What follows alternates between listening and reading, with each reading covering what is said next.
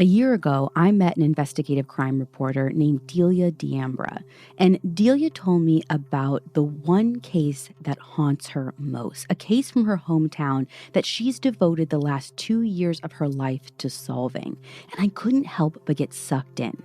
Delia grew up in the Outer Banks of North Carolina, which before this story, I didn't know anything about until I visited there myself after I became obsessed with this case. The Outer Banks are made up of a bunch of little small beach towns right on the water. And most of the big homes there are either rentals or at least rented out to vacationers, but there is a small local population that stays there all year round. Delia was one of those locals growing up, and she grew up hearing about another local who was murdered when Delia was just a young child. And it was a woman named Denise Johnson. In 1997, Denise was 33 years old, and at the time, she lived in this little 2-bedroom cottage in the town of Kill Devil Hills with a female roommate who had just recently moved in. Now, the cottage was extra special to Denise because it was the same house that she grew up in as a young child, and they had managed to keep it in the family all these years later. Now, Denise's life, by all accounts, was fairly normal. She had steady work. She had a nice little place that was just a couple blocks from the beach. She was one of 6 girls. She was the baby, actually. And all 6 sisters were close, and many of them still lived in the area and saw her often. She also had a wonderful puppet named K-Ridge, who she absolutely adored. But in the early morning hours of July 13th, all of that normalcy was ripped away from Denise and the entire Johnson family. It all started with a call to 911. Someone on Norfolk Street, which is the street that Denise lived on, was calling to report a fire. Smoke was clearly coming out of a house on that person's street, and the caller asked the dispatcher to send the fire department right away. Now, when firefighters responded, at first, I'm sure it seemed like a very manageable scene. Yeah, there was a lot of smoke, but it's not like flames were licking up the walls or pouring out of the windows. They went inside, and per their training, the first thing they do is make sure that no one was in the house. Now, again, this is a small place, but the firefighters still split up when they get inside to cover the entire place quickly. Living room, clear. Kitchen, clear. First bedroom by the door, clear. And that's when they see her. Beneath all the smoke, there is a body laying face down on the floor, half in the bathroom and completely nude. The firefighters' first priority is always rescue, so they pull her out of the house and lay her flat in her driveway. And in the glow of police and fire truck lights, they realize that there would be no saving her. Denise had stab wounds around her neck, and it was clear that she was already gone. So attention returned to putting out the fire, but the fire was strange. It wasn't one big fire, and like I said, there were a crazy amount of flames. There were a bunch of tiny fires set throughout the house.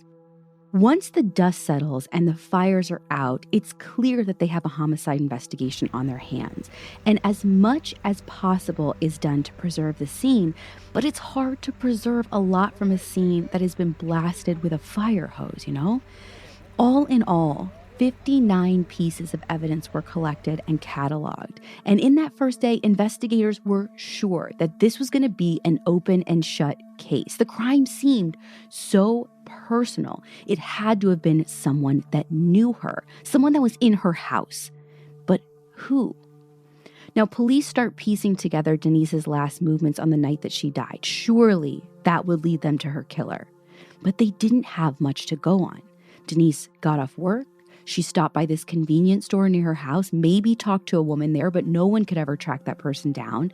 And then she went home to an empty house because her roommate was out that night.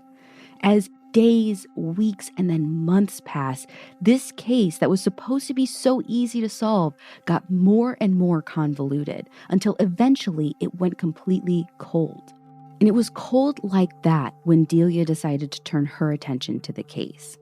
Now, Delia started reporting on the case back in 2018 when I met her, and I kept asking her 1,000 questions about Denise, about the motive, about the crime scene. Everything online just seemed so vague. Like, were there even suspects ever? I was kind of expecting her to tell me that there wasn't a whole lot. But what she told me blew my mind. Nothing in this case is what I thought it was. From the 911 call to the fires to even the way Denise died, Delia has uncovered more than anyone who has ever reported on this case, and I even believe that she's gotten close to possible suspects in a case where I thought there were none. I was so enthralled in every detail she told me about the story that I told her, girl, we have to get as many people to hear this as possible because there is a piece of the puzzle still missing, a piece that I believe one of our listeners could hold, and it could be you.